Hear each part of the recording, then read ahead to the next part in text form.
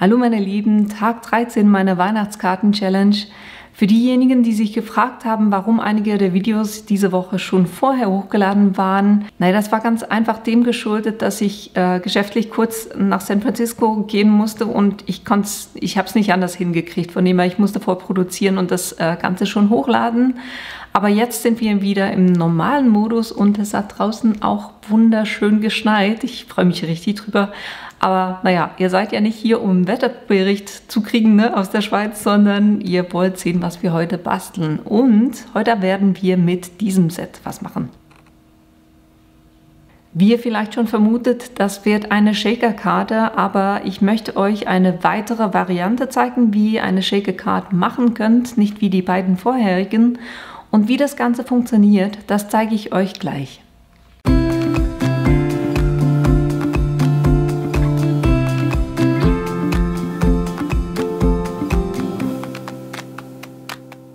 Damit ihr seht, was wir heute machen werden, das wird diese Shaker-Karte hier sein mit dem Santa, der so quasi in einer Schneekugel drinne mit dem Schlitten drüber fliegt, ne? Ein Shaker-Element, das wir effektiv nur mit Papier kleben werden. Also wir hatten ja gesagt, ne, Shaker-Karte, von dem her brauchen wir hier einiges an Material. Die Basiskarte ist diesmal nicht weiß, sondern die ist in dunkelblau bei mir. Ich habe die geschnitten, also das ist 29 cm mal 15 cm und die habe ich dann gefalzt bei 14,5 cm.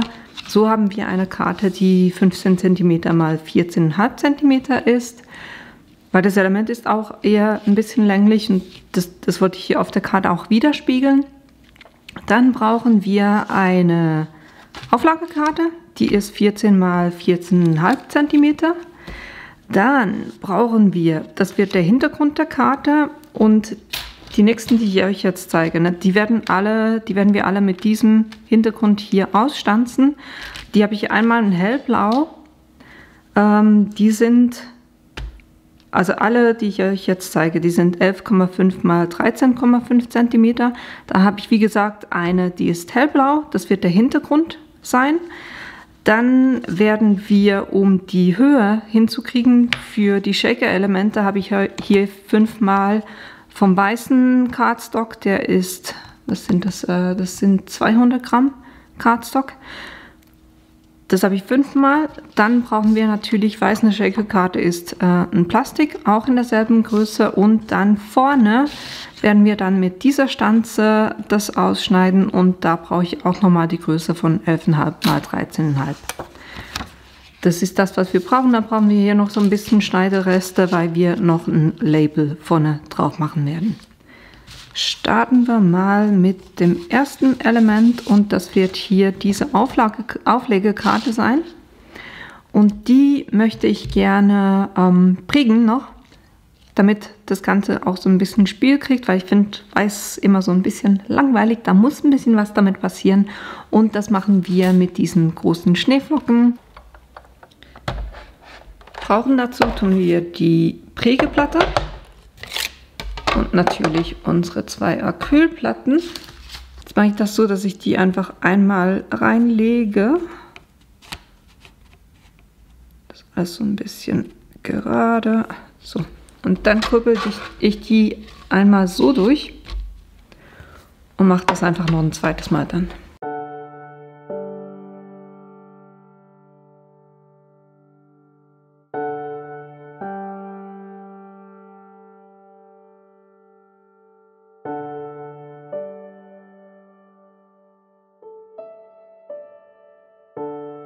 Und da wir die Big Shot jetzt schon auf dem Tisch haben, können wir gleich weitermachen. Ich habe die magnetische Platte genommen und jetzt stanze ich dieses Element hier, auf der hellblauen, auf den 5 weißen und auf der Plastikfolie aus.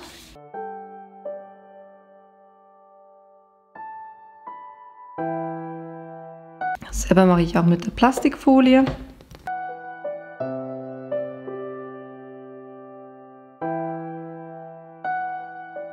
Wenn ihr merkt, dass ihr das nicht richtig ausgeschnitten habt, geht ihr einfach nochmal durch. Und dann auch nochmal dasselbe mit den 5 weißen Papieren.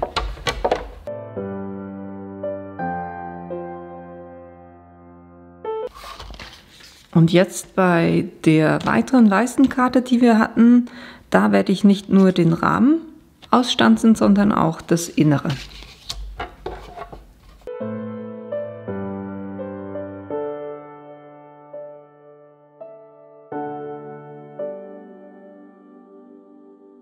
Hier noch ein kleiner Tipp: Wenn ihr merkt, dass das Ganze nicht gut genug geschnitten hat, dann könnt ihr das Ganze so wiederholen. Das ist ein Stück Verpackungsmaterial, was so ein Plastik ist. Dann legt ihr das darunter, das, was ihr ausstanzen wollt, drauf und kurbelt das Ganze nochmal durch die Maschine so durch.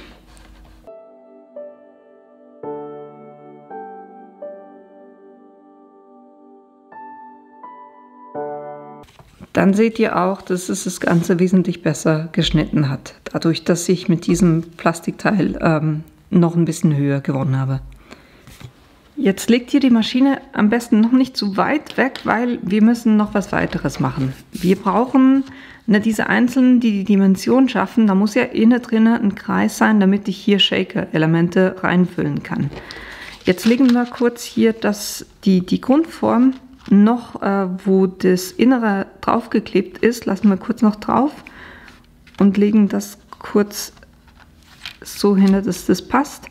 Und jetzt zeichne ich mir an, wo dieser Kreis hier durchgeht, damit ich eine Orientierung habe, wo ich den Innenkreis ausschneiden muss. Kann ich das wegnehmen und jetzt kann ich den Kreis, den ich habe, hier drauflegen und einfach gucken, dass ich alles erwische, was ich hier angezeichnet hatte. So, das wird ungefähr hier sein. Klebe mir das fest.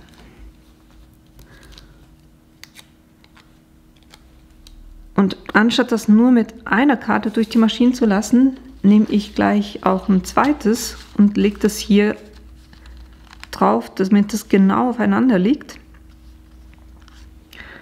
Weil was ich damit erreiche, ist, dass ich das erste stanze und beim zweiten schon einen Abdruck hinterlasse und dann weiß ich bei der zweiten genau, wo ich diesen Kreis wieder hinlegen muss.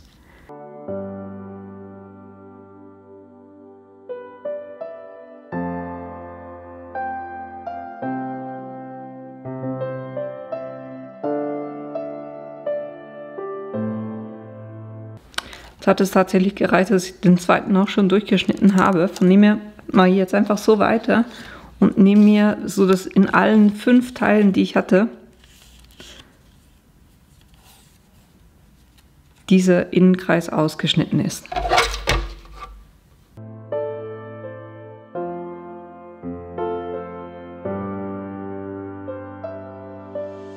So, das habe ich jetzt alles gemacht mit diesen 5 Teilen und die sollten jetzt eigentlich passgenau aufeinander stimmen. Die werden wir dann zusammenkleben, aber bevor wir das machen, nehmen wir noch das, was wir am Anfang ausgestanzt hatten und lösen jetzt hier die Elemente raus, die lose sind. So, das habe ich jetzt gemacht und jetzt können wir eigentlich zusammen anfangen, das Ganze zusammenzubauen. Zuerst die Mattung auf die Karte draufkleben. Da gehe ich mit einem Flüssigkleber.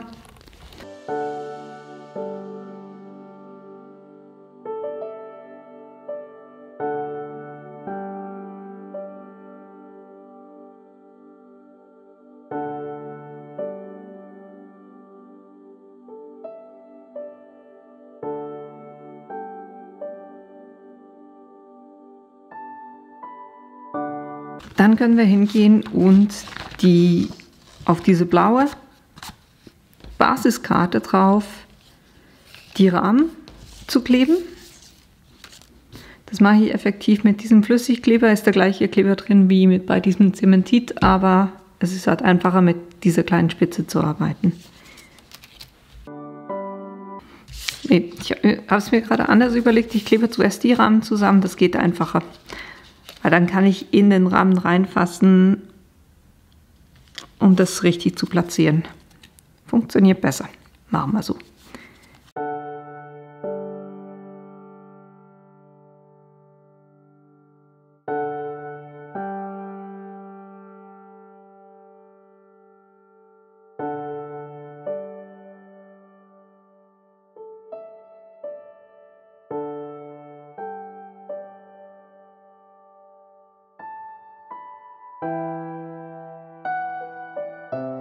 Und dann können wir diesen Rahmen noch auf das hellblaue Element draufkleben.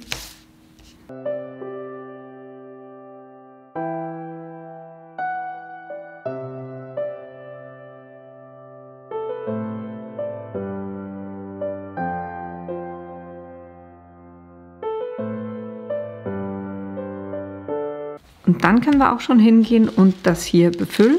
Und dann nehme ich so weiße Schneeflocken.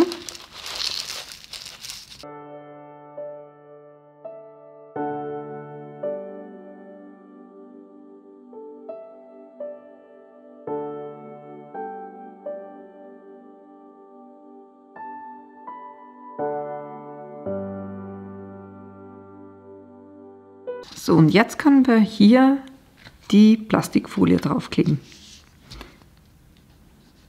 Respektive, was wir noch kurz machen müssen, ist hier mit diesem Pudertool dann noch ein bisschen Puder drauf zu geben, damit dann die Elemente hier nicht drauf kleben bleiben.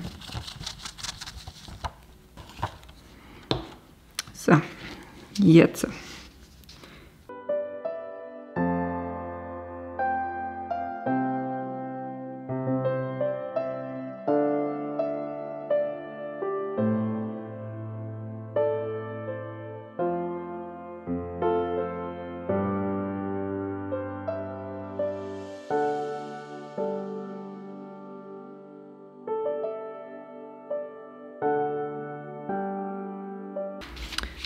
Wunderbar, haben wir das. Und jetzt kommt obendrauf noch das, was wir ausgestanzt haben.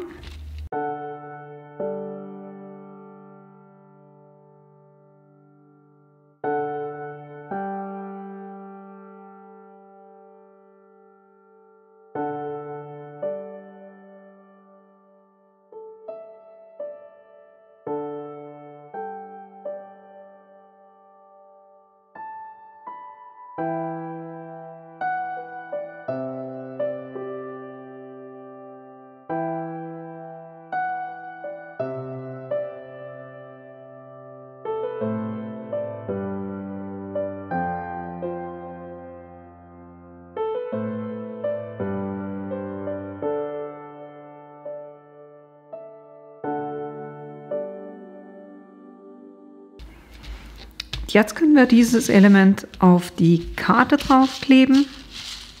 Das mache ich auch wieder mit Flüssigkleber.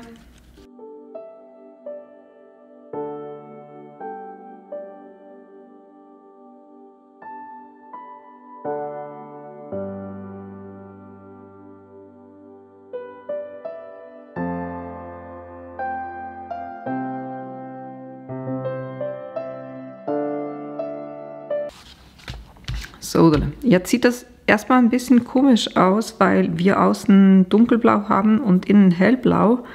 Wir schaffen ab jetzt ein verbindendes Element, und zwar mit dem Label, was drüber kommt, mit dem Weihnachtsspruch, weil das wird dann auch dunkelblau, hellblau und dann weiß oben drauf, und dann passt das Ganze auch wieder zusammen. Und den Spruch, den wir hier verwenden werden, ist aus einem der Sets, was wir in einem der vorherigen Videos schon verwendet haben, ist dieses Holiday Wishes Coming Your Way. Den will ich hier verwenden. Um das zu stempeln, verwenden wir das Stempeltool.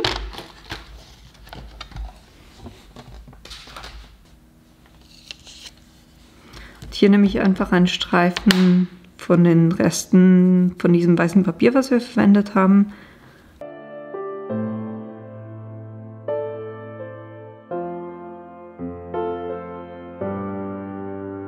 Und das stemple ich mit dem StarZone Stempelkissen.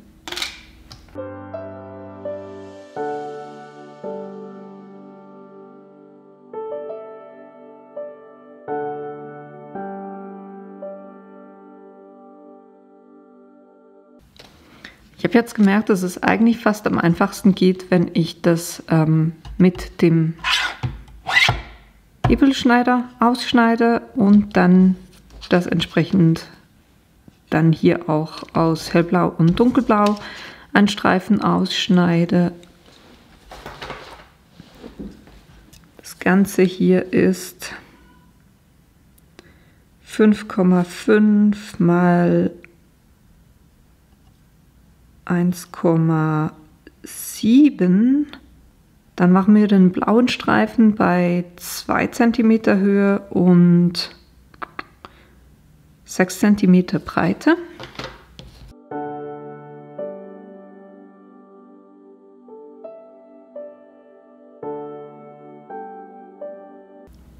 Und dann machen wir einen blauen Streifen, der 8 cm lang ist und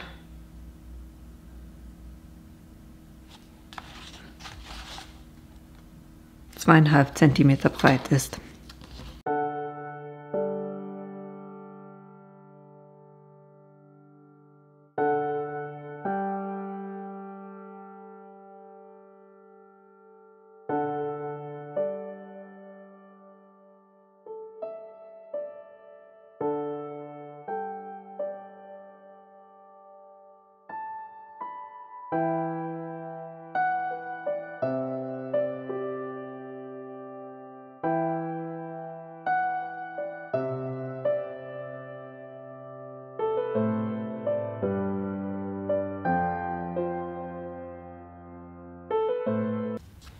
Und damit es hier noch ein bisschen mehr Spiel kriegt, werde ich hier quasi wie ein Fähnchen einschneiden.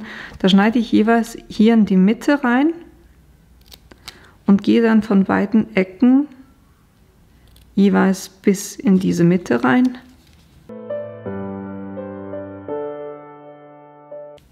Dann haben wir hier so ein Fähnchen und dasselbe mache ich auch auf der anderen Seite.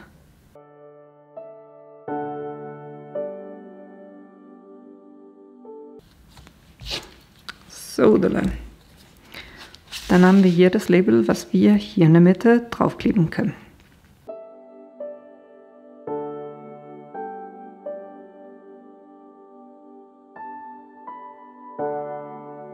Und fertig ist unsere Shakerkarte, die wir eigentlich nur mit Papier hier die Höhe geschaffen haben, damit sich die Elemente hier drin auch bewegen können.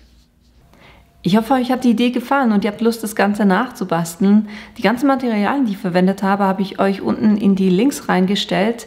Wenn ihr meinen Kanal bis jetzt noch nicht abonniert habt, dann tut das doch bitte, weil das hilft mir tatsächlich. Und wenn ihr keines meiner Videos verpassen wollt, dann klickt auch auf das Glöckchen unten und wir sehen uns morgen wieder. Bis bald!